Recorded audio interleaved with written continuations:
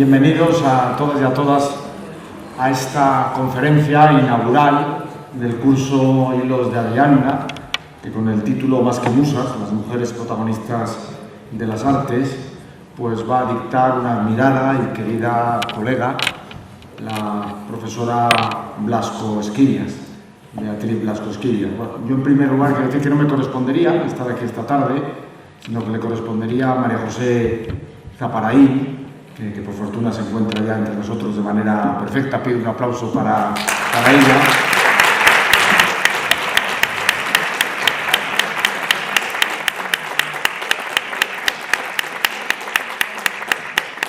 Como todavía se encuentra de baja, alargando la baja, todavía se encuentra alargando la baja, no ha querido subir, pero podía estar perfectamente ya entre todos nosotros presidiendo este acto, que le correspondería más que a mí, porque en este momento, tanto con mi compañero Julián Hoyos, pues se encuentran desarrollando trabajos sobre el tema del mecenazgo, el patrocinio, la promoción, la importancia de las mujeres en el mundo de las artes. Y en gran medida pues fue idea suya la realización de este curso, que estamos muy satisfechos porque ha tenido una magnífica acogida.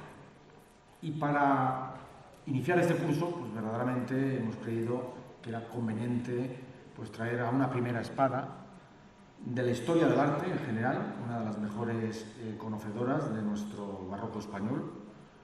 Yo, cada vez que leo un trabajo de la profesora Blasco Esquillas, no me dejo de sorprender de su capacidad de profundización, de su capacidad de abrir nuevas vías, de desarrollar nuevos horizontes, ampliar visiones en el mundo fundamentalmente del barroco, pero además de ese reconocido prestigio que tiene el estudio del barroco, que le hace pues, dictar conferencias, dirigir congresos, organizar exposiciones sobre este apasionante mundo de los siglos XVII y XVIII, no solo en España, sino en todo el mundo. Además de esa actividad en torno al mundo del barroco, pues lleva ya unos años pues, trabajando sobre el mundo femenino y las artes. Y es de esto, precisamente, de los que nos va a hablar. Fruto de este trabajo, de los proyectos de investigación que viene desarrollando, pues es este último libro que me acaba de entregar, Las mujeres y las artes, coordinado por ella, repleto de interesantes aportaciones multifocales, poliédricas, sobre la figura de la mujer y las artes, el protagonismo de la mujer y las artes. Por lo tanto, creo que pocas personas en este momento pues tendrían una mayor cualificación que la profesora Blasco Esquillas para dictarnos esta magnífica conferencia. No voy a hablar de sus múltiples reconocimientos en España, sus múltiples premios, sus múltiples publicaciones, las múltiples exposiciones comisariadas, porque esto sería restar tiempo y sería una falta de delicadeza por mi parte, restar tiempo a ustedes de que disfruten de la fluida palabra de doña Beatriz, que le agradezco mucho, porque está muy ocupada en muchos frentes y por lo tanto pues venir a Burgos pues ha tenido que hacer un hueco y dejar apartadas algunas cuestiones. En estos momentos también estamos de exámenes, es una época complicada también para los profesores, pero aparte de los exámenes, otros muchos frentes ha tenido que dejar desatendidos durante este periodo que va a estar en Burgos para dictar esta conferencia. Muchas gracias, Beatriz, y tuya es la palabra. Muy bien, muchísimas gracias. ¿Está encendido esto o no? Bueno, muchas gracias. Yo tengo que decir que, bueno, todos estamos ocupados. Para mí venir a Burgos, que no conozco bien, tengo que decirlo con vergüenza, es un inmenso placer. O sea que quiero agradecer al profesor René Payo que me haya invitado, darme la oportunidad de estar con ustedes. Siempre se exageran las presentaciones, él ha exagerado como correspondía, o sea que yo lo único que espero es no defraudar sus expectativas y no les veo, así que no sabré si se han dormido, espero que no. Bueno, pues vamos, yo me oigo mucho, no sé si se oye con reverberación. ¿Sí? ¿Se oye bien? Bueno, lamento que quizá las imágenes, aunque sí que he procurado poner imágenes, no es que se mueve la mesa, se mueve la silla, poner imágenes de calidad, pero el PowerPoint no se abría y es un PDF, entonces espero que no redunde eso en peor calidad de las imágenes. Así que reitero mi agradecimiento a al profesor y a la universidad por invitarme, a ustedes por asistir aquí y acompañarme esta tarde, y como digo, espero que el tema les resulte por lo menos interesante, ¿no? En el año 1985, en Nueva York, un grupo de activistas feministas que se autodenominaban Guerrilla Girls, con este cartel que, como ven, hacía referencia a esta obra famosa de Ingres, muchas gracias. No mal que tengo el oído fino, porque esta famosa odalisca de Ingres, efectivamente, se preguntaban con razón que si las mujeres tenían que estar desnudas para entrar en el Metropolitan, y confirmaban que menos del 5% de las artistas en las secciones de arte moderno son mujeres, pero un 85% de los desnudos son femeninos. Bueno, esto, como he dicho, es el año 1985, hacía 20 años o 20 y tantos años de los estudios de Linda Nochlin y de otras muchas que pusieron el foco sobre una realidad incontestable que todos hemos podido ver en los libros de texto o en nuestros estudios de historia del arte, y es que no había mujeres artistas. Encontrábamos en los museos, y es muy fácil y todos lo podemos comprobar, muchísimas mujeres como sujetos pasivos de la representación artística, pero no como artistas. Traigo esta imagen porque 30 años después de aquella manifestación de las Guerrilla Girls, el Museo del Prado volvía a utilizar esta imagen para, ya ven, cubriendo toda la fachada alta de Goya, para publicitar la exposición monográfica sobre Ingres que hizo. Es decir, 30 años después parecía que ese discurso no había calado todavía en los grandes museos y consiguientemente tampoco en la historia del arte. Como les decía, y eso cualquiera de nosotros lo ha podido verificar, si paseamos por cualquiera de nuestros museos es muy fácil que nos encontremos con imágenes femeninas, generalmente alegóricas, que representan, como en estas imágenes que ven ustedes en la pantalla, o bien la alegoría de la astronomía o de las bellas artes, la pintura y la escultura, también en esta imagen bellísima del Guercino, o incluso la representación de la arquitectura también se hacía mediante una figura femenina. Les he traído dos ejemplos. Esta escultura de René Frémin en la granja, que representa la magnificencia o más seguramente la arquitectura, y esta otra que encontramos en Viena, que también es una bellísima, en mi opinión, representación alegórica de la arquitectura, tomando como motivo la figura de una mujer, ¿no? También muchas veces las mujeres han servido para representar ciudades, ¿no? Quizá el caso más famoso, que es por eso que le traigo, es el de Santa Justa y Rufina, como representaciones alegóricas, emblemáticas también de la ciudad de Sevilla. Pero luego, cuando nos íbamos a los libros de texto, lo cierto es que hasta hace relativamente pocos años no aparecía el nombre de ninguna mujer artista, ¿no? En el año 2018, la artista contemporánea María Gimeno hizo una actividad performativa en la Facultad de Geografía e Historia de la Universidad Complutense, de donde vengo yo, que era a partir del libro de Gombrich. La primera edición fue, me parece, en 1950, La Historia Universal del Arte, un libro que fue desde muchos sentidos basal, fundamental, pero en el que no aparecía el nombre de ninguna mujer. Bueno, les diré que tampoco aparece ninguna referencia al arte español, pero ese es otro tema, ¿no? María Gimeno, vestida de esta guisa y con un gran cuchillo de cocina en las manos, lo que hacía era abrir el libro e incluir unas hojas con los nombres y las obras de aquellas mujeres artistas que, por la calidad de su trabajo y por su trayectoria, bien habrían merecido ocupar un lugar destacado, o al menos similar al que ocupaban algunos hombres artistas en este libro.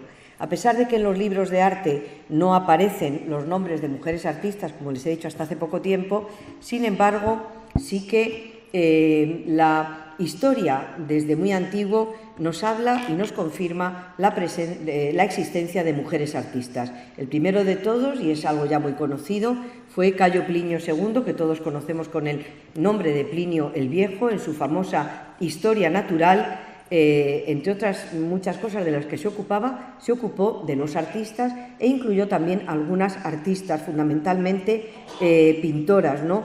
Entre estas 7 pintoras, de las que mencionó brevemente el tipo de pintura que hacían y la calidad de alguna de ellas, destacó a la pintora Laya, de quien dice: retrató su misma imagen mirándose a un espejo y no hubo mano más ligera en la pintura que la suya, y supo tanto del arte que se aventajó mucho en el precio de la pintura de su mano al de las imágenes de los más célebres pintores de aquel tiempo. Bueno, hoy como ayer, una forma de apreciar era también mediante el precio que se pagaba por una obra de arte, ¿no?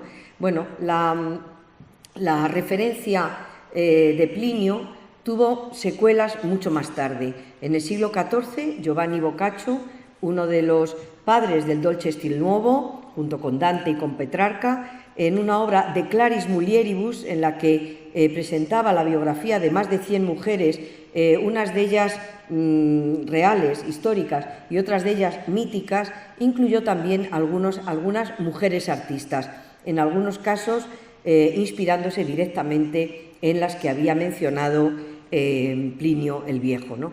En el caso de Laya, Boccaccio la convierte en Marcia, y esta obra de Boccaccio, manuscrita, tuvo después bastantes secuelas, y hasta bien entrado el siglo XV se siguió transmitiendo en copias manuscritas e iluminadas con estas bellísimas imágenes que tienen ustedes en pantalla y que confirman que no solamente hubo mujeres pintoras, sino también mujeres escultoras, como las dos que ven en la parte baja de la pantalla.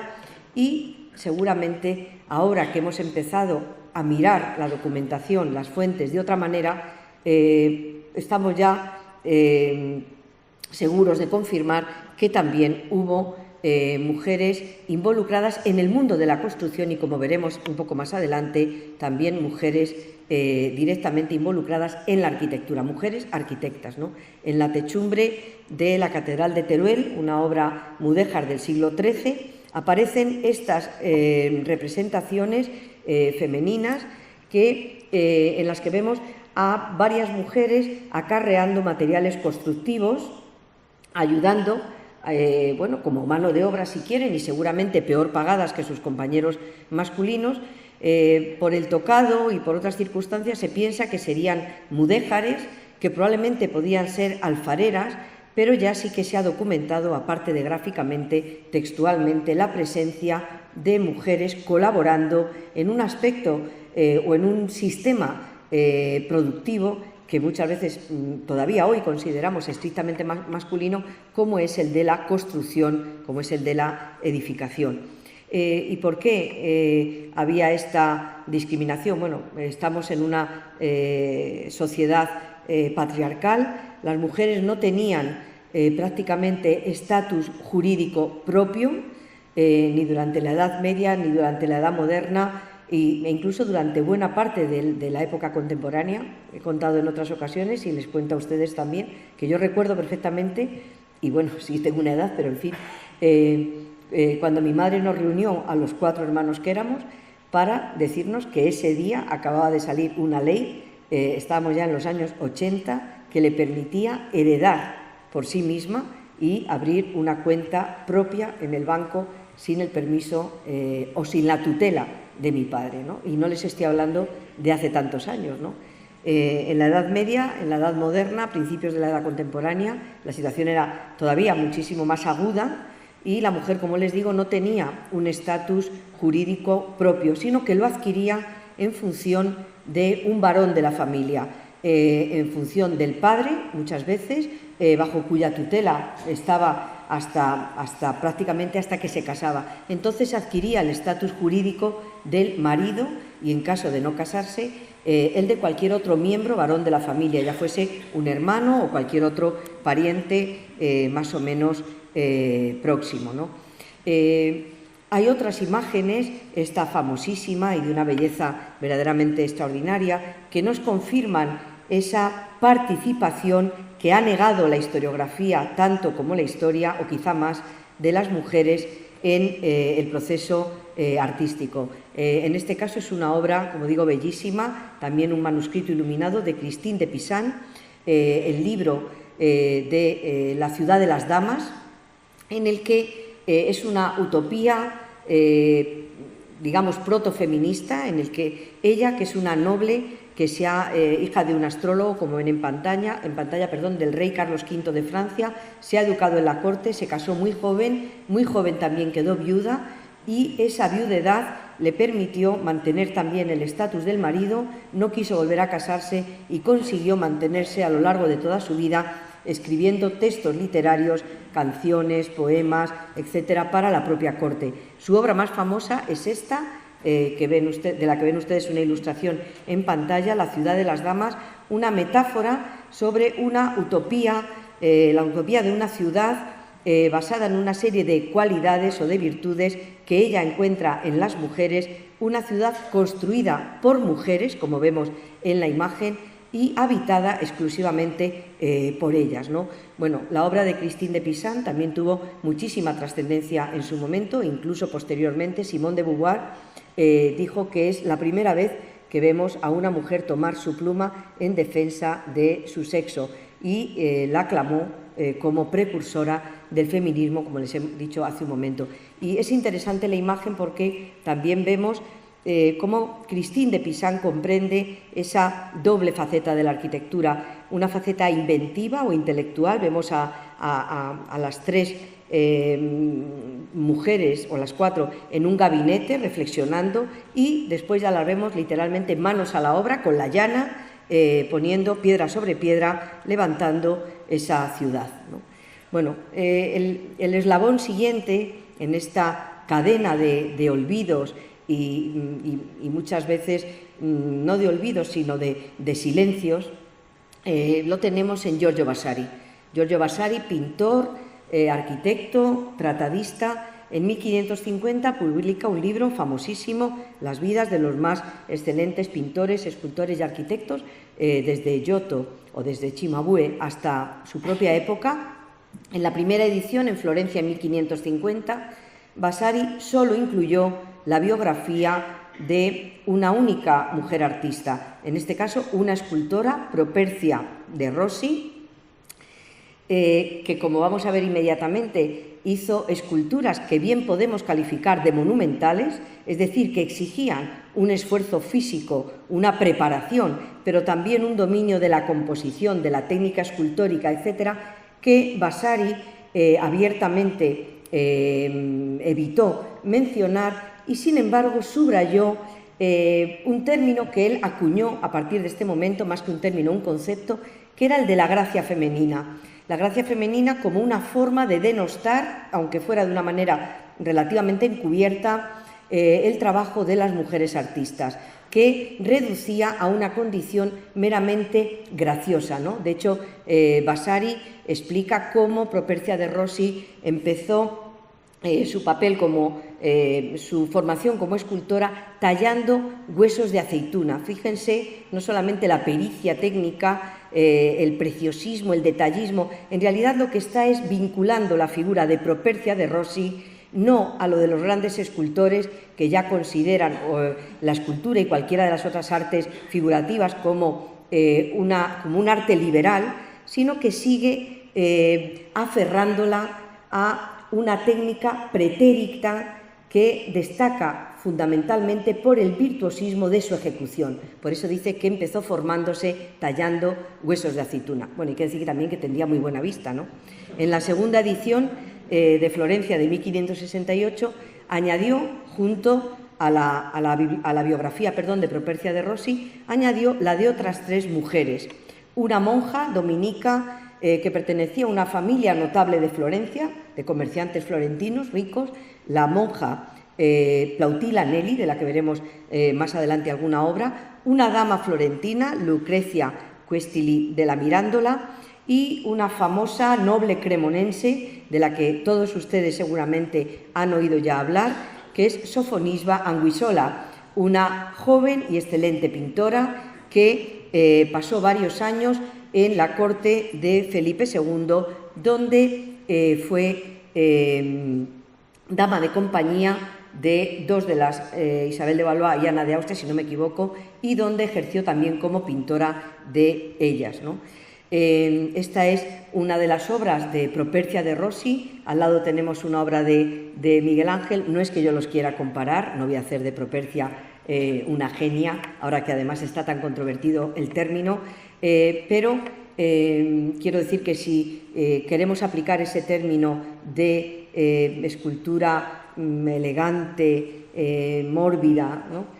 Se puede aplicar en este caso quizá más a la bellísima escultura de Miguel Ángel que a esa obra enérgica, dramática, de una evidente tensión que ha tallado Propercia de Rossi, ¿no?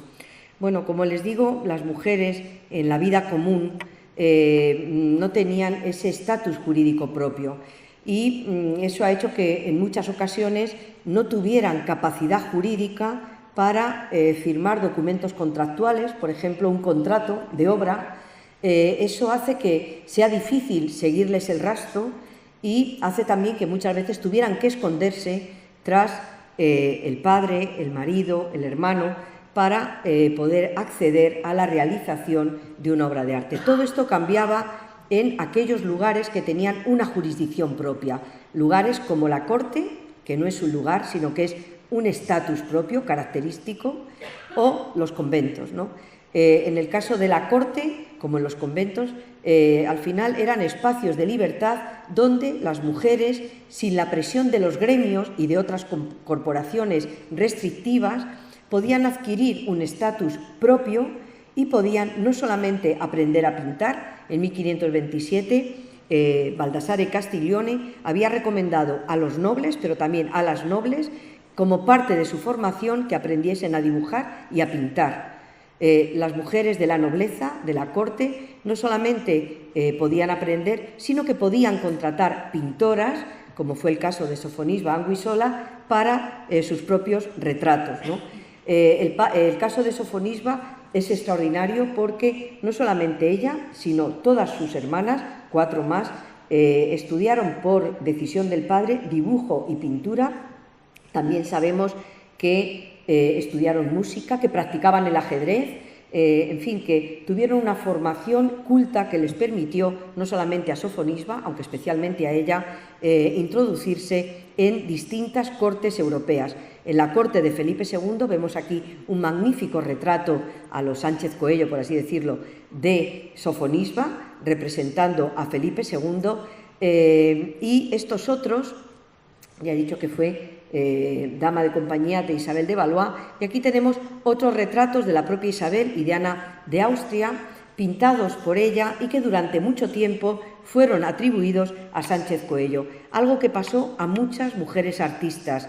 Incapaz la historiografía de reconocer el mérito de muchas mujeres artistas, lo que hizo fue atribuir a sus maestros muchas de las obras que hoy, gracias a rayos infrarrojos o gracias a la búsqueda e identificación de firmas o de documentos, hemos podido con certeza atribuir a estas mujeres pintoras. Sofonisba fue una pintora muy prolífica. Como digo, no solamente trabajó en la corte española, en distintas cortes italianas, en la corte de Londres, y gozó de una notable fama en su longeva vida. Vivió 96 años, los últimos de ellos los pasó en Palermo, y mereció por su reconocimiento que el gran pintor Van Dyck, camino de Londres, hiciese una parada en Palermo para visitar a Sofonisba, y se quedó impresionado. Sofonisba ya veía mal, pero se quedó impresionado de la agudeza mental de esta pintora, a la que retrató primero en su cuaderno de viaje, un dibujo rápido, apenas un boceto, donde también describió la impresión que le había producido, y después ya en su taller hizo este magnífico retrato de Sofonisba ya anciana que tienen ustedes en pantalla. Van Dyck, como era propio de los artistas de la época, se retrató en innumerables ocasiones. También lo hizo Caravaggio, también lo hizo Rubens, el maestro de Van Dyck, también lo haría Rembrandt, también lo haría Velázquez, pero la mayor parte de los pintores que habían alcanzado, gracias a la pintura, un estatus social, un reconocimiento económico verdaderamente extraordinario, en muchas ocasiones asimilado al de los propios nobles.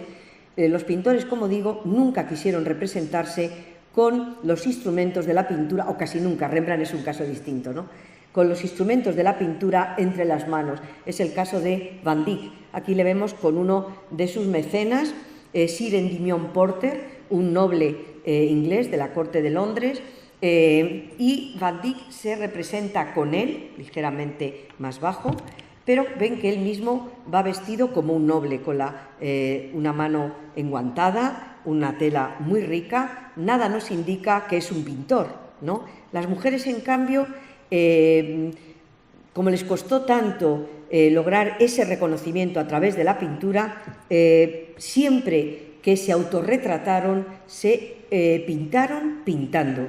Es el caso prácticamente de todas ellas, de las muchas que hoy van agrandando por fortuna el elenco de mujeres artistas, como digo, no solamente pintoras. Vamos a ver algunas de ellas. En este caso, una jovencísima Sofonisba Anguissola se retrata además muy intencionadamente pintando a la Virgen y al Niño, y en cierta medida comparándose o equiparándose a San Lucas, que saben que según los apócrifos fue el primer pintor y que lo primero que pintó fue precisamente a María con su hijo. Y así se pinta Sofonisba mirándonos, pero retratando a la Virgen con el Niño.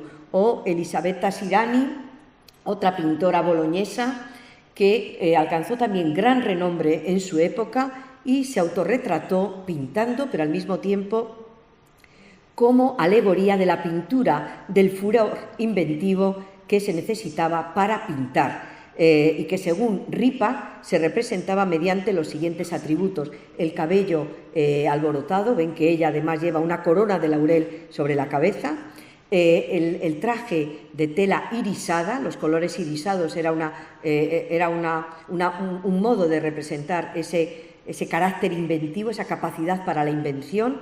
Y por último, una gruesa medalla de oro que cuelga de su cuello y que cumplía ese compendio de atributos que, según Ripa, se utilizaban para representar esa invención necesaria para el arte de la pintura.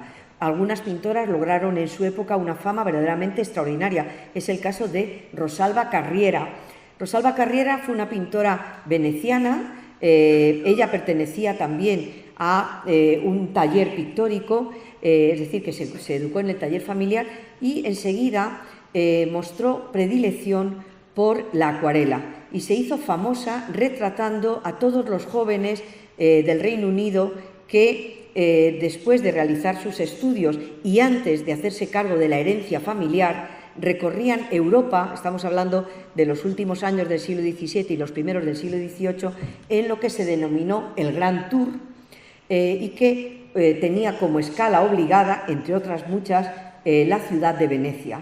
Además de llevarse un recuerdo, un souvenir de la ciudad, de las ciudades por las que pasaban, se llevaban un retrato pintado por Rosalba Carriera con esta técnica de la acuarela que les decía, o del pastel que les decía antes, ¿no?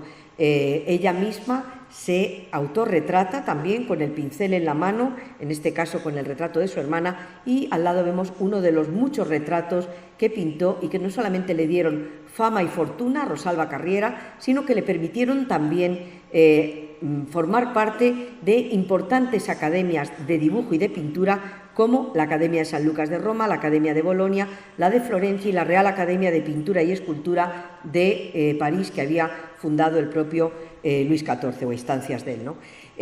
Una pintora que a mí me encanta, y este autorretrato me parece fantástico, con ese aire fresco, inmediato, ¿no? Es esta pintora holandesa, Judith Leyster. Justamente ven en la otra imagen a la artista María Jimeno en el momento en que abre el libro de Gombrich y procede a colocar entre sus páginas las obras de esta pintora holandesa, ¿no? Que ya ven ustedes cómo se pone a pintar, ¿no? Con un traje de terciopelo y seda, con esa magnífica gola, esa extraordinaria también cofia, ¿no?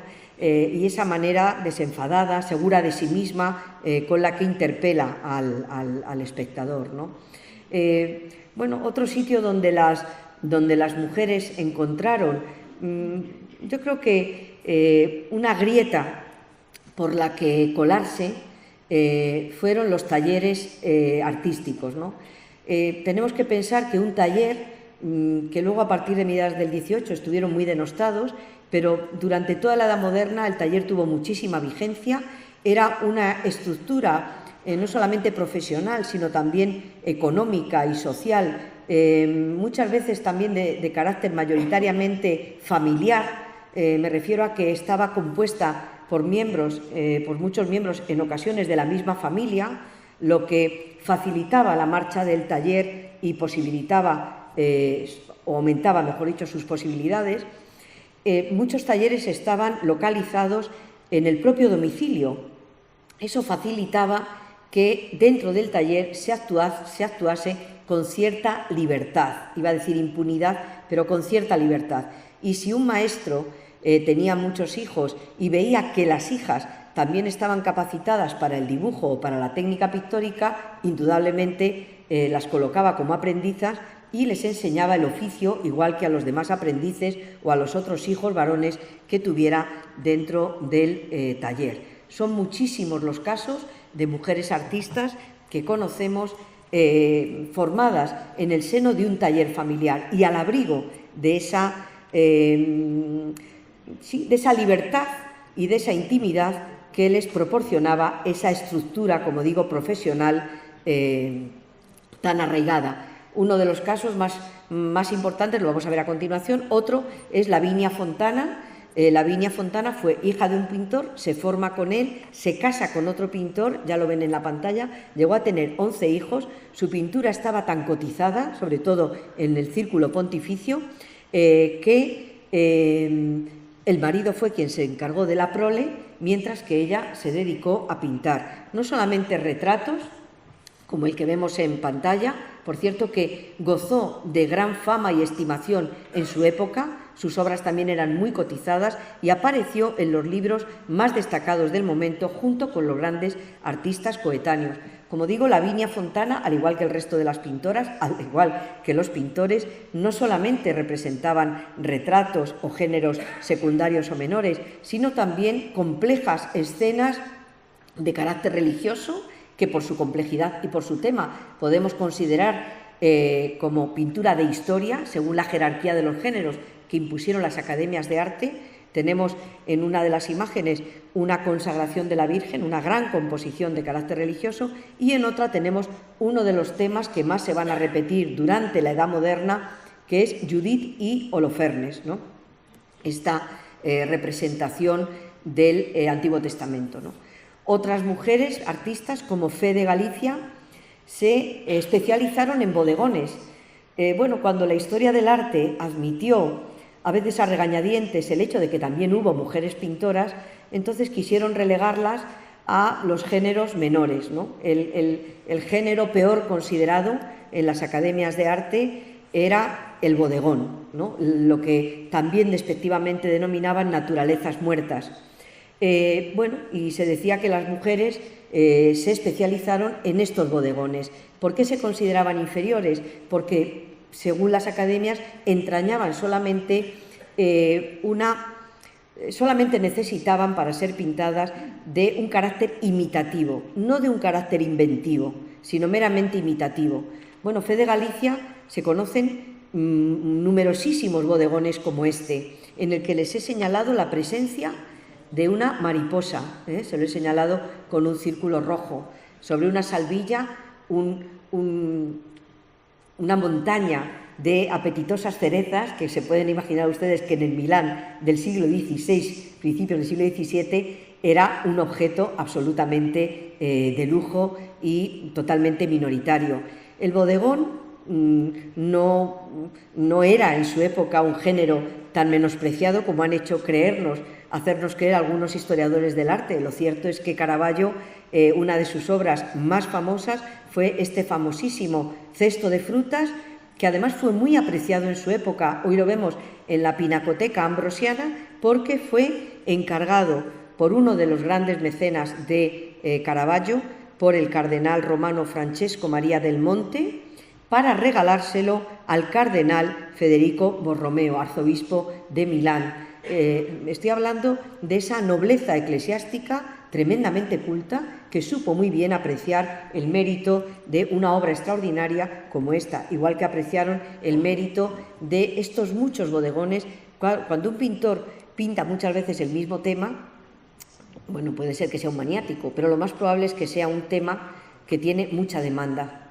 Y hoy en día los bodegones de Fe de Galicia, los pocos que van saliendo al mercado del arte, adquieren unos precios verdaderamente desorbitados, ¿no? Pero Fe de Galicia no solamente se especializó en el género del bodegón o en la pintura de bodegón, hizo también otros temas como esta Judith y Holofernes que ven ustedes en un lado de la imagen, o retrató también algunas de las grandes personalidades del Milán de su época, como este historiador y filósofo Paolo Morilla, a quien vemos, también se lo he señalado con un círculo, con unos quevedos, con unos anteojos, que ha aprovechado Fe de Galicia para, en la convexidad del vidrio, representar lo que no vemos, ¿no? En el reflejo del vidrio ha representado el resto de la habitación que se oculta a nuestros ojos y que en cambio vemos en ese pequeño detalle.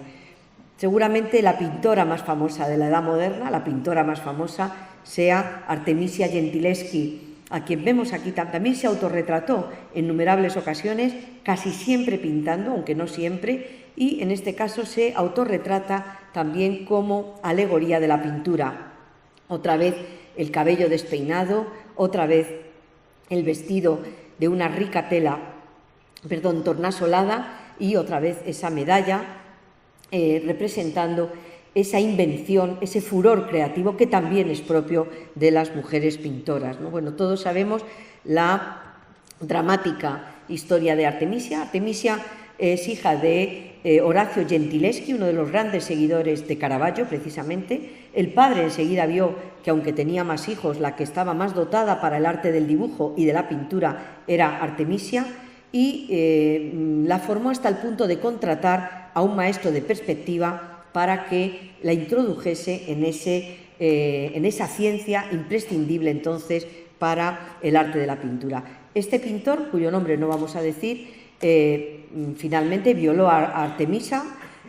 Artemisia tuvo que pasar un proceso muy duro para demostrar que decía la verdad. Se conoce todos los detalles de este truculento proceso porque se dio con las actas del mismo, que están publicadas en el libro que les muestro en pantalla. Y la primera obra, después de ese, en el proceso se le da la razón. El padre, para limpiar, entre comillas, la dignidad de la hija, la obliga a casarse con otra persona distinta. Artemisia va a estar un tiempo en Roma pintando, después está en Florencia, va a pasar también por Londres, precisamente ayudando a su padre. Bueno, la primera obra que se conoce después de este proceso es esta bellísima, insólita representación de Susana y los viejos, ¿no? Digo bellísima porque lo es, y digo insólita porque también lo es, porque la representación habitual, la que nosotros estamos acostumbrados a ver, es como esta de Tintoretto, una Susana complaciente que se muestra complaciente, desnuda, está en el baño y se muestra complaciente a los ojos de los ancianos libidinosos que la observan detrás de esta tapia vegetal, ¿no? Artemisia lo interpretó de una forma radicalmente distinta. Todo en ella, el gesto del rostro, las manos, la propia torsión de su cuerpo, todo en ella indica la repulsión que le produce esa mirada libidinosa, ese acoso visual y físico de los ancianos. Interpretó de una forma totalmente distinta, absolutamente novedosa, un tema tradicional que se había pintado de otra forma durante muchísimo tiempo, ¿no?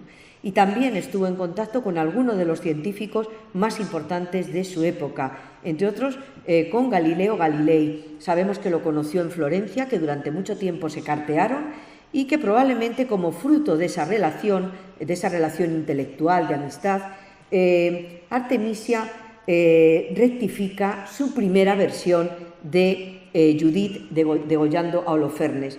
La que tienen ustedes a su izquierda, esta que está más cerca de mí, en Nápoles, en el Museo Capodimonte. Ella también pintó en Nápoles, donde procedía su familia. Ven que, bueno, dos cosas, ¿no? Primero, creo que en cualquiera de las dos llama la atención esa eficacia con la que Artemisia está procediendo a degollar a Holofernes, que, como saben, era un tirano que estaba oprimiendo a su pueblo y del que ella consigue redimir a todo su pueblo, ¿no? Cortándole la cabeza, que es un método eficaz, ¿no? En la primera versión, en el momento en que hunde la espada en el cuello de Holofernes, ven ustedes que la sangre mansamente va manando del cuello y ensuciando las sábanas blancas.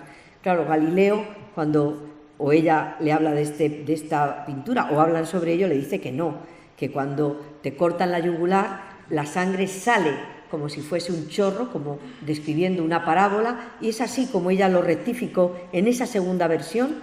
Si nos fijamos bien, ya les digo que la imagen no es tan nítida como me hubiera gustado porque es PDF, pero en el escote incluso tiene manchas de sangre, de esa sangre que ha salido, que ha brotado en parábola desde el cuello de Holofernes. La misma eficacia, con la eficacia de un carnicero. Vemos cómo tensa los brazos y cómo procede sin pestañear, concentrada en lo que está haciendo. Es también una forma absolutamente innovadora de tratar un tema que había sido prototípico ya desde el siglo XVI y que habían pintado hombres, mujeres durante toda la Edad Moderna. No solamente pintó escenas de carácter religioso, también mitológicas. Vuelve otra vez esto a indicarnos que las mujeres, como los hombres, accedieron a cualquier género de pintura. En este caso, pintó a Danae recibiendo la lluvia de oro, un tema que nosotros conocemos por Tiziano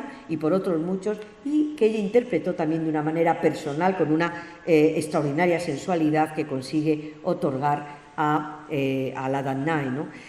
Bueno, les traigo este cuadro bellísimo que podemos ver nuevamente colgado en las salas del Museo Nacional del Prado, un cuadro que cuando fue un regalo que se hizo a Felipe IV, cuando llega al Alcázar, uno de los cronistas del rey, Lázaro Díaz del Valle, dice: el nacimiento de San Juan Bautista es cosa excelente.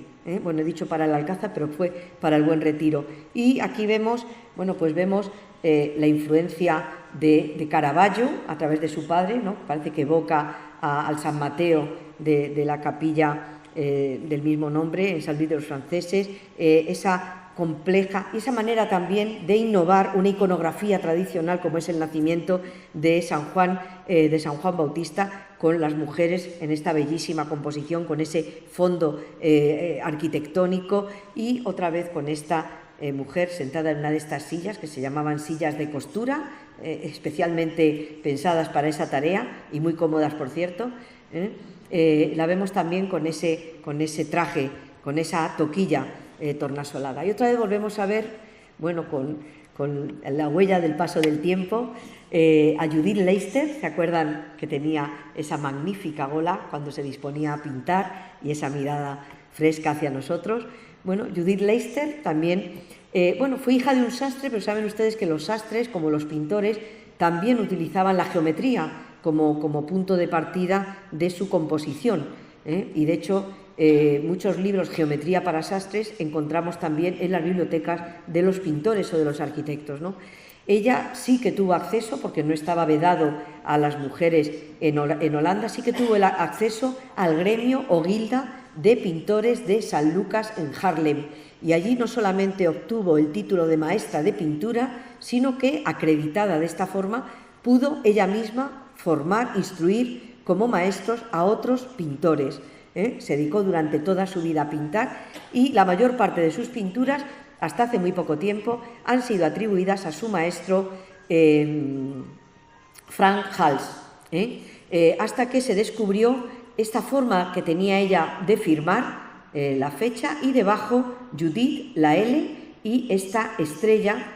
Cuando se ha descubierto el significado del anagrama y se ha podido identificar, se han atribuido o se han otorgado a Judith algunas pinturas. Sin duda, una de las más bellas es esta, La Proposición, en la que vemos una joven a la luz de un candil enfrascada en la costura y cómo quiere permanecer indiferente ante el atosigamiento también económico de este personaje. Un detalle simplemente para que se fijen, ella, claro, también hace mucho frío allí en el norte de Europa, ven que reposa los pies en un pequeño braserito portátil o de rejilla, dentro están las ascuas, que es lo que nosotros vemos que asoman por el frente del braserillo, ¿no? Bueno, esta obra bellísima y también un poco de denuncia, se sabe que es de Judith Leyster, como digo, en muchas de sus pinturas, ella se formó con Frank Hals y a él se atribuyeron muchas de sus pinturas. Tienen el alegre bebedor de Hals y en el otro lado otra escena también de taberna como las de Hals, de las que también pintó muchas Judith Leyster, quizá con la misma pincelada suelta, muy empastada, que hizo, o que permitió a los historiadores atribuirle a Hals muchas obras de Leyster.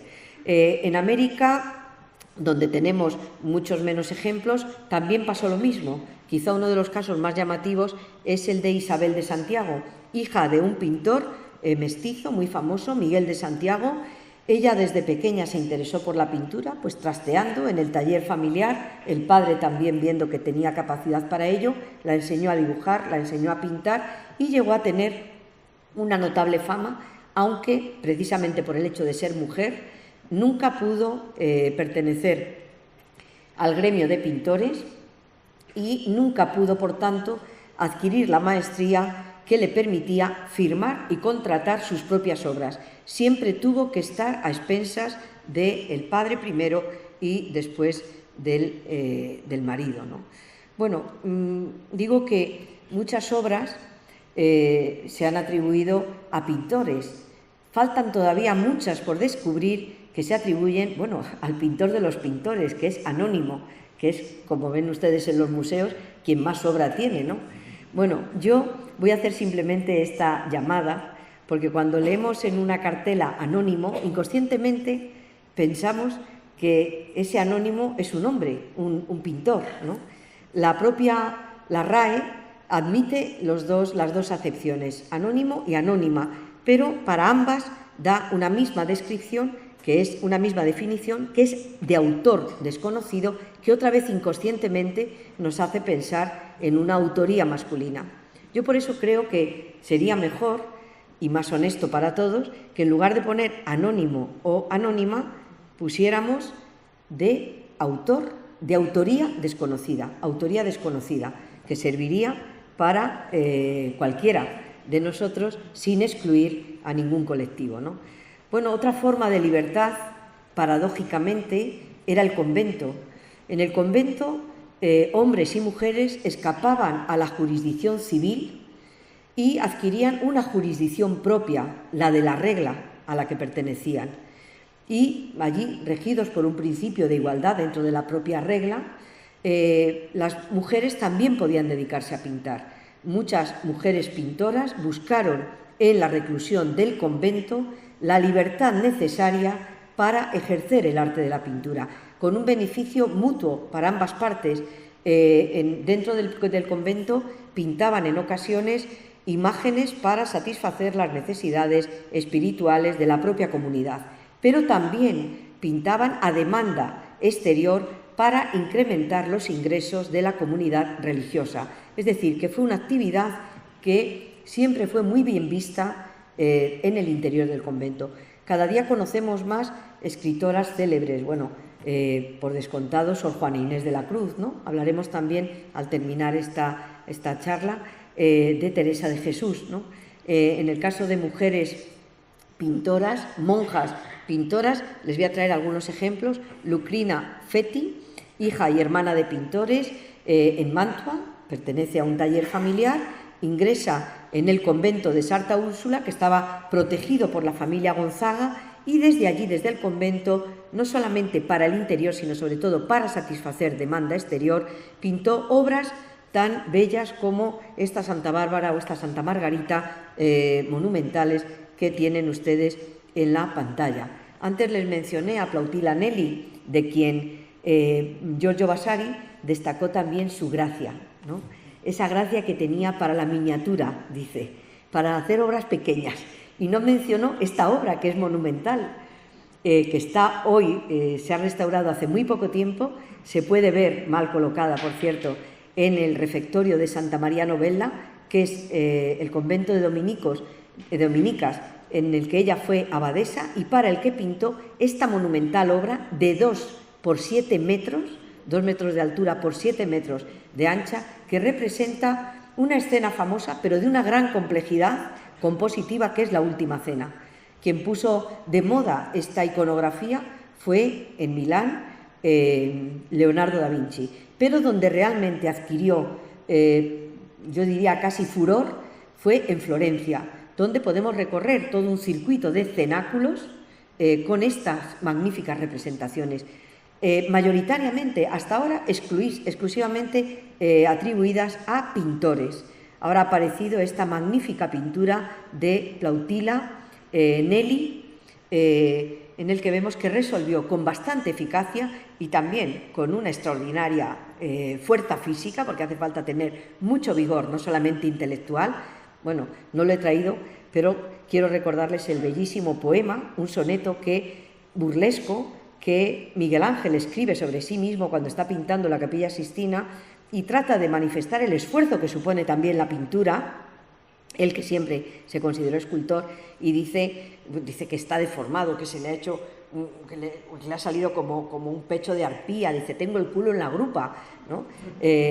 Bueno, la pintura exigía también un esfuerzo físico, no era esa gracia femenina de la que nos hablaba Giorgio Vasari. Desde luego, si hablamos de una monja pintora, quizá la más famosa de todas ellas, es la portuguesa, aunque nace y se forma en Sevilla, Josefa de Ayala, conocida más popularmente como Josefa de Óbidos. Se forma en Sevilla, en el taller de Herrera el Viejo, Francisco de Herrera el Viejo, y enseguida con su padre se marcha a Portugal, profesa en el convento de Santa Ana de Coimbra y desde allí se va a dedicar a pintar. En Portugal hace mucho tiempo que han convertido a Josefa de Óbidos en una gloria nacional y ya desde los años 1940 le hacen cíclicamente ¿cómo se dice?, exposiciones monográficas y fomentan mucho la investigación sobre Josefa de Óbidos.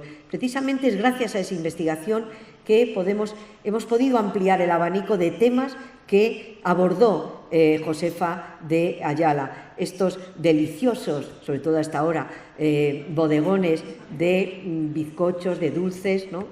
O estos Agnus Dei, y claramente inspirados en los de Zurbarán, ¿no? Quizá con en el que añade estas flores también de carácter alegórico, o esta bellísima imagen por la que se ha pagado hace relativamente poco tiempo nada menos que 200.000 euros en el mercado del arte, que innova también absolutamente la iconografía. Una iconografía totalmente novedosa e inédita hasta el momento, porque está representando nada más y nada menos que el momento en el que una zíngara, una gitana, como decía Bellori, una egipcia, mejor dicho, como decía Bellori, refiriéndose a Caravaggio, está leyendo la Buenaventura al Niño Jesús. Yo he puesto una pequeña imagen con la Buenaventura de Caravaggio, que creo que es el referente de Josefa de Ayala para esta pintura, pero bueno, ya da un paso más allá y hace que la zíngara arrodillada esté leyendo la mano al niño. No solamente es de una gran innovación iconográfica, es que además es de una extraordinaria belleza.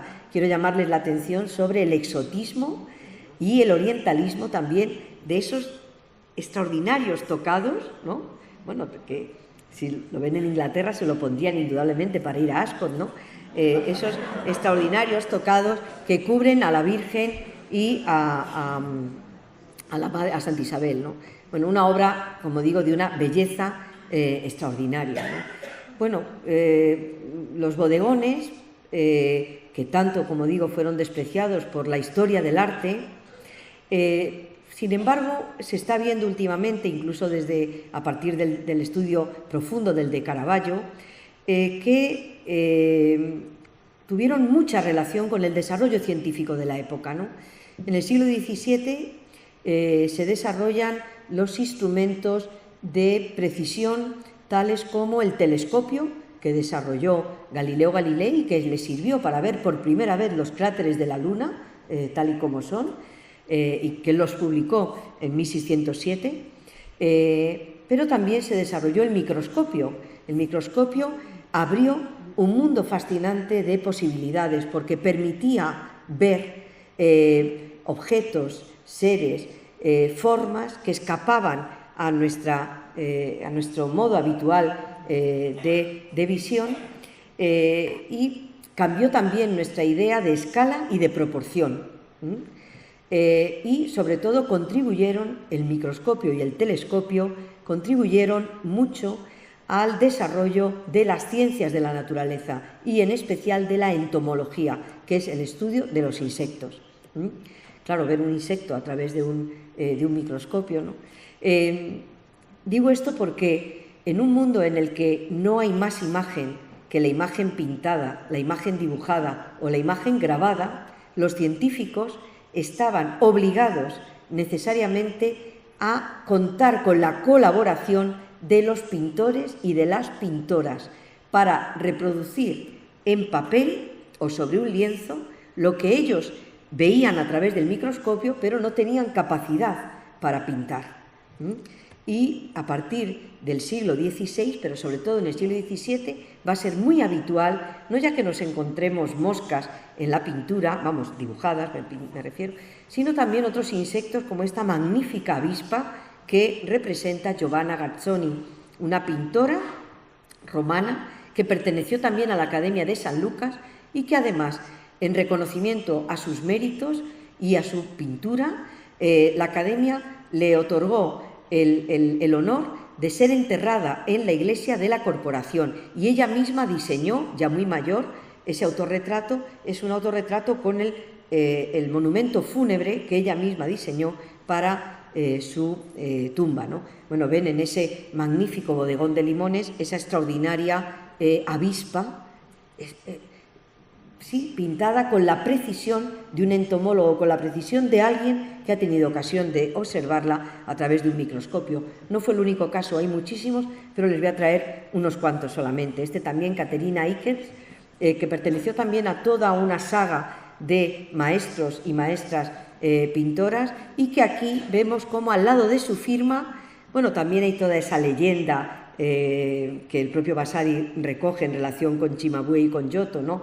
De la mosca en la pintura, pero bueno, más allá del carácter legendario que puede otorgar una mosca a una pintura, hay que pensar también en el desarrollo científico y en cómo los artistas quisieron mostrar también su vinculación con la ciencia mediante de estas maneras, ¿no? Sin duda la pintora que más me va a dar la razón, bueno, que se la doy yo a ella obviamente, es María Sibila Merian, una pintora alemana. Los billetes de 100 euros en Alemania llevan su efigie, o de no sé cuántos. También era hija de un pintor, un impresor, se casa con un pintor del que luego después se separa. Se traslada a vivir a Ámsterdam, que era la meca de los artistas, de los impresores, por muchas razones, pero también por la libertad que se daba al conocimiento y sobre todo al conocimiento científico. Allí tiene posibilidad de conocer muchas grandes colecciones de entomólogos. Ella desde pequeña, y lo cuenta muy bien, le habían fascinado los insectos y especialmente las orugas, y había analizado minuciosamente, con una extraordinaria capacidad de observación que es común a los pintores y a las pintoras, la transformación desde la larva hasta la mariposa, ¿no? Al final, después de adquirir mediante la pintura una gran fama, una gran consideración y una notable fortuna en Ámsterdam, lo vendió todo para realizar un viaje de 3 meses de duración por mar desde Ámsterdam hasta Paramaribo, que es la capital de Surinam, en el norte del Brasil. Es una colonia, entonces era una colonia holandesa, y se dedicó a estudiar durante 2 años. Solamente fue acompañada por una hija suya. Ella ya tenía 52 años, quiero decir que es de una audacia este viaje. Si además pensamos que no tuvo ningún patrocinio, salvo el que ella misma se procuró vendiendo sus propias colecciones, durante 2 años estudió la flora y la fauna de Surinam y dio en 1705 a la imprenta un libro bellísimo, La metamorfosis de los insectos de Surinam. Es considerada universalmente como la madre de la ecología moderna, una de las entomólogas y entomólogos más famosos de todos los tiempos, porque no solamente estudia los insectos, sino que los estudió vinculados a la planta de la que eran parasitarios, a la planta en la que crecían y de la que se nutrían. Y eso revolucionó, no me pregunten cómo ni por qué, el mundo de la entomología. Y es así como ella misma lo representa en estos bellísimos dibujos que pueden ustedes consultar también en Internet. Hubo pintoras, hubo escultoras, hubo también mujeres arquitectas, como Plautila Bricci. Antes hemos hablado de Plautila Nelli, la pintora, ahora Plautila Bricci, hija de un pintor muy bien relacionado con la nobleza romana, con la nobleza eclesiástica romana. Eso le permitió a Plautila recibir una formación muy esmerada, y eso hace que contrate sus servicios Elpidio Benedetti, que es el agente, el embajador romano, por así decirlo, del cardenal Mazarino y una de las figuras más influyentes en la Roma de la época. Precisamente lo que ven en la imagen es la propuesta que a instancias de Elpidio Benedetti hace Plautila Bricci de un proyecto de monumento funerario para el cardenal Mazarino. Hizo varios, aunque lo más importante que hizo fue un edificio que ha pervivido en Roma hasta principios del siglo XX, donde fue derribado con grandes protestas, la Villa del Vascello, en la Vía Aurelia. Solamente se conserva una parte, esta portada, muy a la berniniana, con esa roca viva que se va transformando en arquitectura. La obra completa, se conocen los dibujos, se conocen los libros de cuentas, los libros de fábrica, fue proyectada y dirigida por Plautila Bricci, que en este caso actuó como arquitecta. Aquí tienen un retrato que parece ser que es el de ella, y lo que sí se conserva en San Luis de los Franceses, que es la iglesia madre de la nación de Francia en Roma, la capilla principal dedicada a San Luis, rey de los franceses y patrono de Francia. La capilla completa fue también diseñada proyectada, mejor dicho, y construida por Plautila Bricci, muy influida por la manera de Bernini. A ella le debemos no solamente la pintura, hay que decir que no muy afortunada, de San Luis, que preside sino sobre todo la escenográfica capilla. Digo muy influida por Bernini porque es muy berniniana la manera en que ilumina la capilla, desde luces que parten de la cúpula, pero cuya procedencia nosotros no vemos, están ocultas a los ojos del espectador, y también es muy propio de Bernini este escenográfico telón sujeto por dos ángeles y anudado con una representación de la corona real francesa que sirve de embocadura a la capilla, ¿no? Y que nos habla también de esa capacidad de invención de esta magnífica arquitecta Plautila Bricci.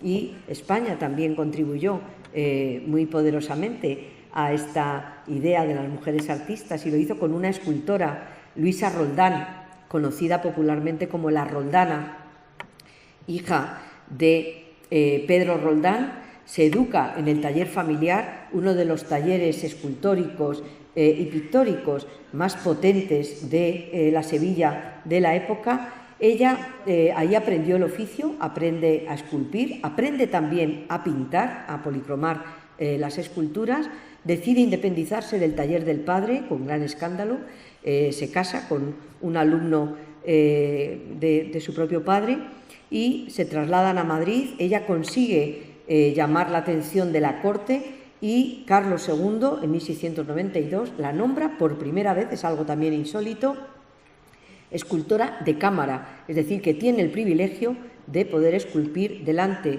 del monarca y acceder hasta la propia cámara del rey. Esta que ven aquí es una de sus imágenes más importantes, en madera, tallada, policromada, como es costumbre en la estatuaria española de la época. Es un San Miguel Arcángel que se encuentra en el monasterio del Escorial, aunque fue más popular por estas terracotas talladas y policromadas que demuestran también cómo estaba conectada con la pintura de la época, concretamente con la pintura amable, sensible de Murillo, ¿no? Este San Juan y el niño, o el niño con San Juan de Murillo, seguramente que inspiró este niño con San Juan de la Roldana, ¿no? También abordó temas como el entierro de Cristo, que había visto tallar en el taller del padre, ¿no? Esta que está en el Metropolitan de Nueva York, que evidentemente nos remite a este monumental entierro de Cristo que vemos en la iglesia de San Jorge del Hospital de la Caridad, obra de su padre Pedro Roldán. Bueno, les muestro un detalle de ese entierro de Cristo de la Roldana para que vean la capacidad que tiene para representar la anatomía, incluso la anatomía masculina, a pesar de que las mujeres tenían prohibido, pero bueno, tendrían hermanos, tendrían maridos, había libros, es decir, que había otros recursos para aprenderlo. Y no solamente la anatomía, sino también algo a lo que esta época dio mucha importancia, que fue la expresión de los afectos, de los sentimientos, a través de los gestos del rostro, ¿no? Como el de esta persona que sostiene la lápida del sepulcro. Bueno, las mujeres fueron pintoras, fueron escultoras, se dedicaron a la arquitectura, a la música, seguramente, también al grabado, a la estampación, que no lo vamos a tratar hoy aquí, pero también desde el poder ejercieron una notable influencia como mecenas y también en ese sentido como protagonistas de las artes. Al igual que los hombres, entendieron desde una posición privilegiada que el arte era un instrumento muy eficaz para manifestar su poder, para evidenciarlo y también para ejercerlo. Tienen aquí una galería, a Isabel la Católica todos la reconocen, Cristina de Suecia, que la vamos a ver también, Bárbara de Braganza, Isabel de Farnesio, en fin. Pondré solamente unos cuantos ejemplos, empezando por Margarita de Austria, y aprovecharé también para subrayar el destino trágico de estas mujeres que aparentemente lo poseían todo y que, en mi opinión, son, el espíritu de la desdicha. Me refiero a las reinas consortes, pero con muy poca suerte, ¿no? Arrancadas de su familia en una edad a veces muy temprana, llegaban a un sitio en el que a menudo encontraban un entorno hostil, incluso con un lenguaje o un idioma que les era ajeno, y unas personas, unas formas de vestir, unas costumbres, unas modas que necesariamente tenían que adoptar, a marchas forzadas, ¿no? Y vamos a ver cómo ellas, incluso desde esa posición tan frágil, ¿no?, consiguieron también, a través de la imagen, introducir cambios significativos en la iconografía del poder. Aquí vemos a Margarita de Austria, retratada por Diego Velázquez, en el momento en que hace su solemne entrada triunfal en la ciudad de Madrid, después de casarse con Felipe III, ¿no?, en un magnífico retrato de Diego Velázquez. Les muestro tres imágenes en las que vemos cómo Margarita consiguió renovar la iconografía regia en su época. En una de las imágenes la vemos cosa insólita, embarazada. El destino de las reinas era, engendrar un heredero, y fundamentalmente un heredero varón. Les recuerdo esta línea, ¿no?, que Margarita murió con 26 años después de 8 partos, el último de los cuales le costó la vida, ¿no? Y ahí la vemos a ella reivindicando con una imagen insólita, ella encinta, con uno de sus personas de compañía al lado, mostrando, seguramente también para mandarlo a su país, y mostrando que ella ha cumplido con su deber, ha engendrado, está a punto de dar a luz un heredero. La imagen central la vemos con un breviario, con un libro de rezos en la mano, pero abierto significativamente por una imagen con la representación de la Inmaculada Concepción. La Concepción Inmaculada de María, que solamente se admitió como dogma de fe en el siglo XIX, fue uno de los principios doctrinales que más férreamente defendió la monarquía española ya desde principios de la Edad moderna, incluso, sí, desde principios de la Edad moderna, ¿no? Llegó a su máxima expresión con Felipe IV, que merece por ello el sobrenombre de muy católico, ¿no?, que le concede el Papa. Pero aquí vemos antes a Margarita incidiendo también en la importancia de esa doctrina, ¿no?, de ese principio que, como digo, tardaría mucho tiempo en llegar a convertirse en dogma de fe. Y en la última imagen la vemos como rey. Las veces que su marido salió de Madrid para ir a Cortes, Margarita asumía la condición de regente y como tal reinaba, y como tal su iconografía cambia. Sutilmente, ya lo estudió Julián Gallego, pero significativamente. La vemos en pie, apoyada sobre un sillón. El sillón nos indica una posición de mando, de autoridad, y vemos su figura además enmarcada con un rico cortinaje, que es una especie de palio, que solía también subrayar la autoridad del rey, la autoridad del gobernante, y que en este caso asume ella para su propia iconografía. Hubo reinas que fueron reyes verdaderamente. Quizá uno de los casos más significativos es el de María de Médici. María de Médici, que casa con Enrique V, si no me equivoco, de Francia. Él muere en un atentado y ella se convierte en reina durante la regencia de Luis XIII. Y María, que pertenecía a una estirpe de personas muy vinculadas a las artes, los Médicis, pero también muy vinculadas al ejercicio del poder, de la autoridad, se hizo retratar por Rubens de esta guisa en la batalla de Juliers, dominando las tropas. Ya no va como iba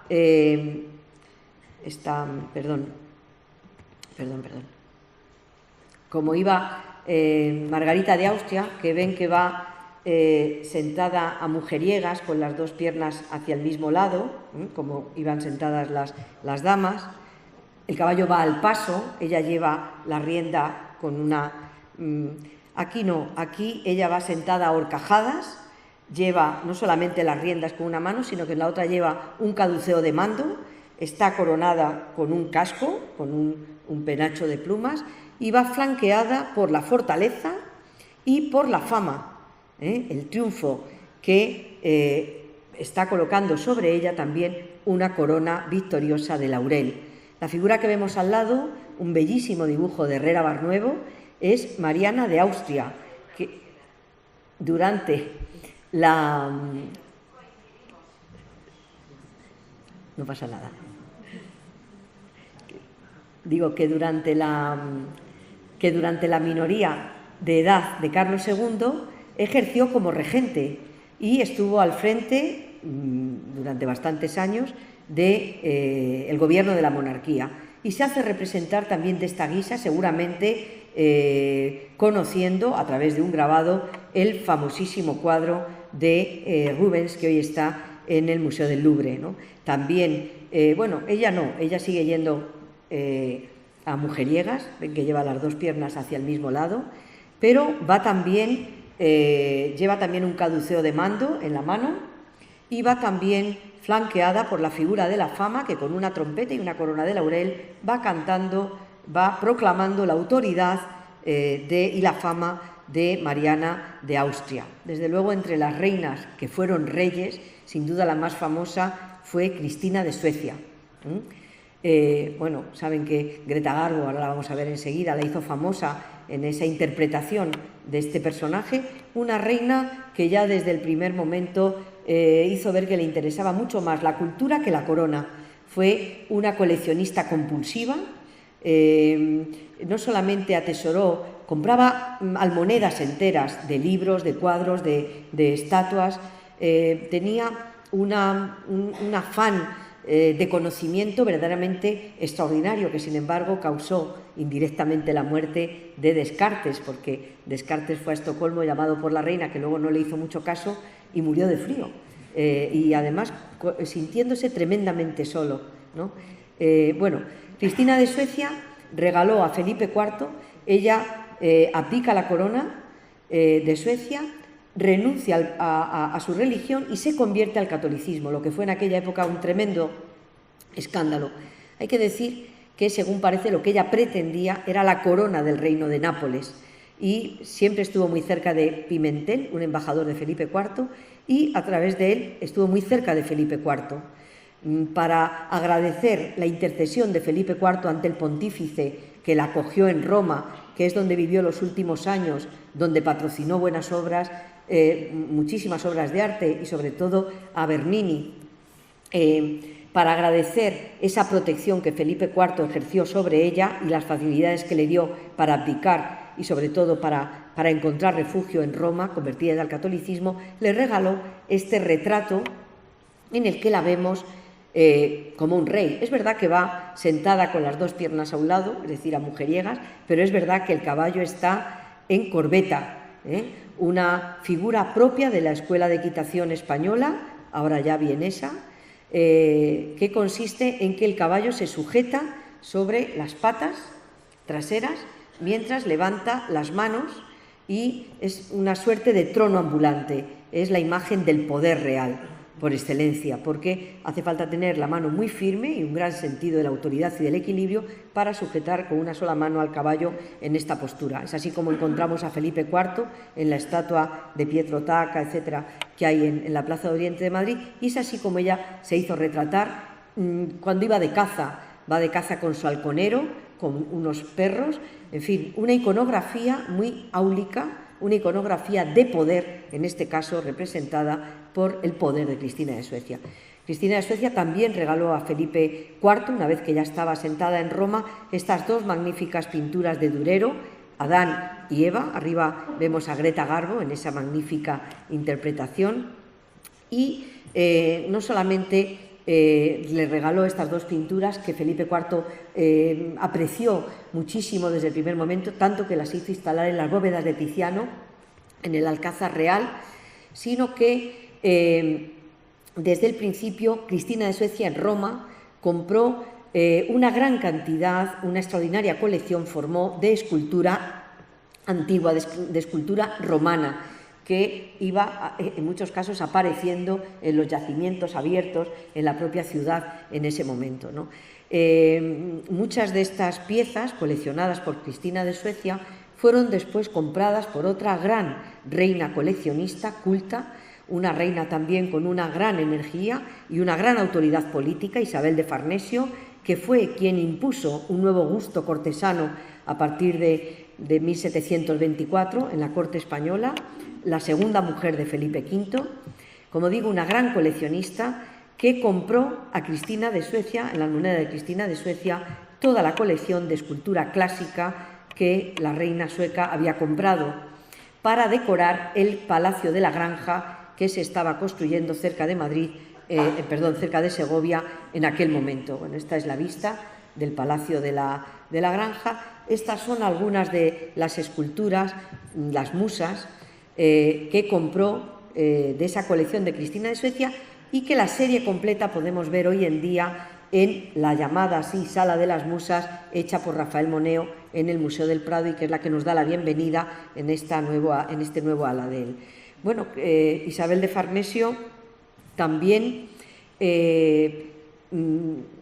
coleccionó obras de pintura, y de hecho cuando estuvo en Sevilla acompañando a Felipe V, conoció un pintor que no había pasado por la corte de Madrid, por el que enseguida sintió un profundo interés y que dio a conocer después al resto de la corte española, y desde la corte española al resto de las cortes europeas. Me refiero a Bartolomé Esteban Murillo. En Sevilla compró esta pintura, la Sagrada Familia del Pajarito, que forma parte hoy de la colección. Bueno, y también hablando del mecenazgo de las reinas, hay que hablar de Isabel de Braganza, la segunda mujer de Fernando VII, que se empeñó, ven también su desdichada vida, madre de 2 niñas, la última también, en fin, supuso la muerte para ella, pero ella tuvo un empeño que fue el edificio de Juan de Villanueva, que se había construido para Museo de Ciencias Naturales, que se destinase finalmente a Museo de Pintura. Y aquí la vemos, consiguió sacar adelante el proyecto, el Museo de la Trinidad, hoy Museo Nacional del Prado, se albergó en el edificio de Villanueva, que en este retrato ella señala a través de la ventana y cuyos planos sostiene encima de la silla. Bueno, he mirado el reloj, veo que son las 9:20, no sé cuánta paciencia tienen ustedes. Si me dan 5 minutos más, yo querría mencionar a una mujer a la que pocas veces se le incluye en las conferencias sobre mujeres artistas, ¿no? Aunque yo creo que lo fue de los pies a la cabeza. Me refiero a Teresa de Jesús, ¿no?, que inventó una nueva arquitectura. En 1622, el año pasado, se cumplieron 400 años, Gregorio XV, ¿sí?, canonizó, como se decía entonces, a 4 españoles y un santo. El santo era San Felipe Neri y los españoles eran Isidro Labrador, Ignacio de Loyola, Francisco Javier, 2 jesuitas, y Teresa de Jesús, la reformadora de la Orden del Carmelo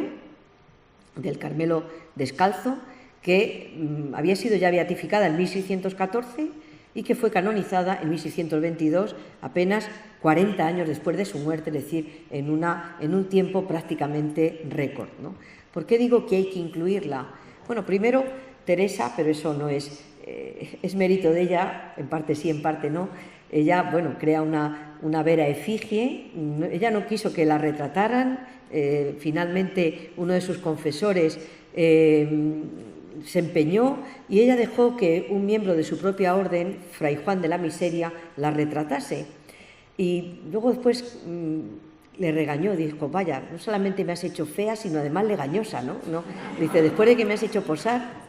Estaba muy descontenta con su retrato, a pesar de que ese retrato se considera su vera efigie, su verdadero retrato, y sirvió después para inspirar muchísimas esculturas, muchísimas pinturas también sobre Teresa de Jesús. Les he traído una sola que me parece de una belleza extraordinaria, esta de José de Mora, que está en la Catedral Mezquita de Córdoba.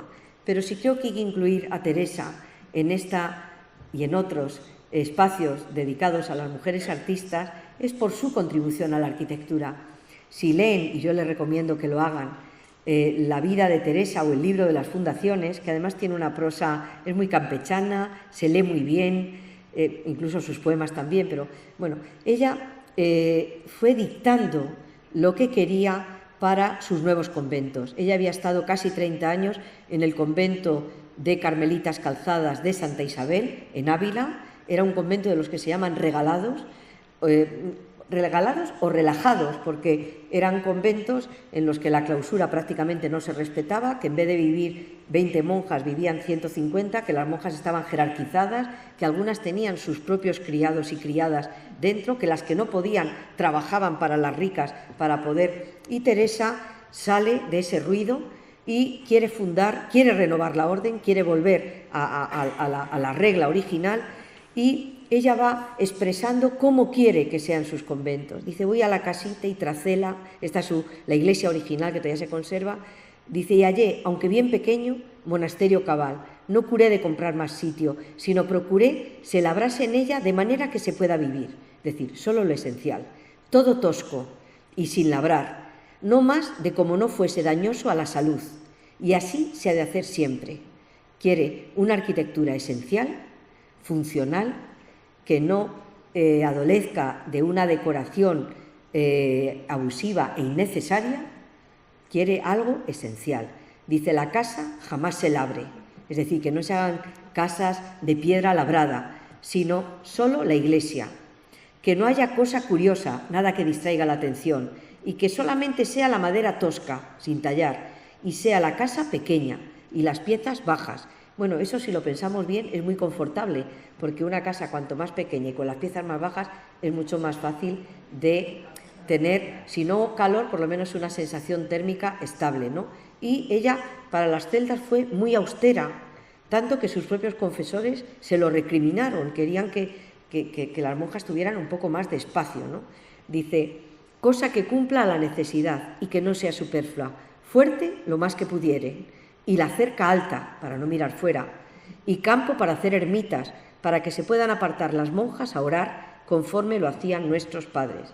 Bueno, en realidad Teresa, de una manera, ¿cómo decir?, natural, instintiva, sin pretensiones cultas, lo que está es formulando los 3 principios o las 3 categorías que, según Vitruvio, tenía que tener la arquitectura. La firmitas tenía que ser firme, dice firme, todo lo que se pudiera. La utilitas, y dice Teresa, solamente lo necesario, nada superfluo. Y la venustas, que es la belleza. Y la belleza, Alberti, Leo Battista Alberti, y luego todos los que difundieron su teoría, siguiendo los pasos de Vitruvio, entendían la belleza como armonía, como concínitas, como relación armónica entre las partes y el todo. Y así es como entiende Teresa la belleza. Teresa entiende la belleza como esa atmósfera silente, armónica, que invita a la meditación, a la concentración, lo contrario, las antípodas de ese ruido que tanto la trastornaba a ella durante los años que estuvo en el convento de Santa Isabel. Siguiendo sus pasos, Francisco de Mora, que sentía una profunda admiración por Teresa de Jesús, edificó sobre el solar del antiguo convento de San José, el primero de las fundaciones de Teresa de Ávila, de Teresa de Jesús en Ávila, este convento, el convento de Madres Descalzas de San José, donde está esa pequeña iglesia que hemos visto antes, aquí a la derecha, que va a ser la pauta para todas las iglesias del Carmen descalzo en España, en América y en otros muchos sitios. Claro que Teresa contribuyó a crear una tipología o un prototipo de arquitectura universalmente difundido, ¿no? Ven ustedes el de Lerma, que buscando la imagen he sabido que ya no están las monjas, las madres carmelitas descalzas, y el ejemplo en el que paradójicamente se consagró el modelo de Francisco de Mora, que es el de Madres Agustinas de la Encarnación en Madrid. Es de agustinas, pero estaba originalmente pensado para madres descalzas, ¿no? Bueno, Teresa también, cuando describió el éxtasis, que también, bueno, eso lo pueden buscar en internet, buscan éxtasis de Santa Teresa y viene la descripción, una descripción no exenta de sensualidad, que dio lugar también a grandes obras de arte. Bernini hizo una representación insuperable de Teresa en el momento de ser atravesada por ese dardo de fuego de este ángel cercano a Dios, de este querubín.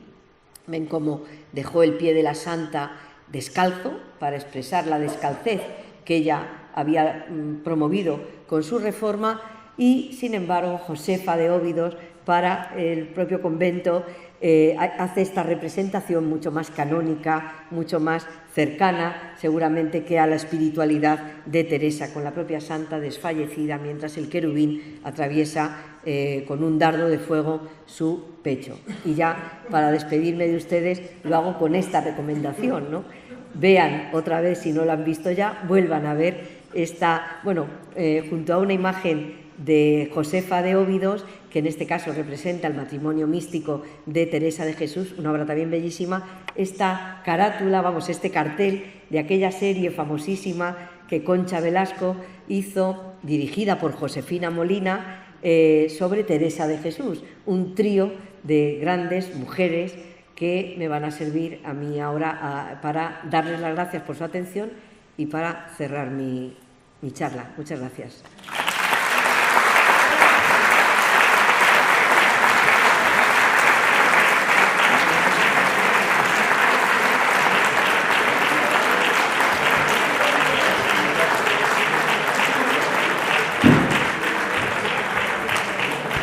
muchas gracias, profesora Blasco Esquivias.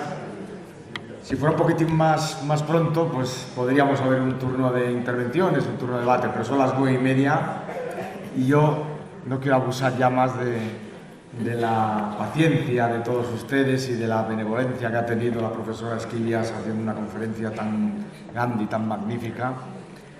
Y me queda, pues, además de agradecerle su presencia, pues recordarles que el curso continuará la semana que viene, el jueves a las 5:30, en donde pues seguiremos profundizando en este magnífico ámbito de la presencia de la mujer en el mundo de las artes. Muchas gracias a todos ustedes, muchas gracias también a la Fundación El Círculo, que está aquí presente, su presidente y su directora general, que se encuentran tan preocupados, tan implicados en el contexto de la cátedra y el desarrollo de estos cursos. Hablaremos más adelante ya de los viajes específicos que haremos a Lazcano, a la visita que haremos a las huelgas. Tendremos un largo camino y espero que este camino sea fructífero y que gracias a intervenciones tan magníficas como la de la profesora Esquivias, pues saquemos importantes conclusiones sobre ese mundo tan apasionante y tan desconocido de la mujer, no solo como musa, sino como protagonista directa de las artes. Muchas gracias y buenas noches.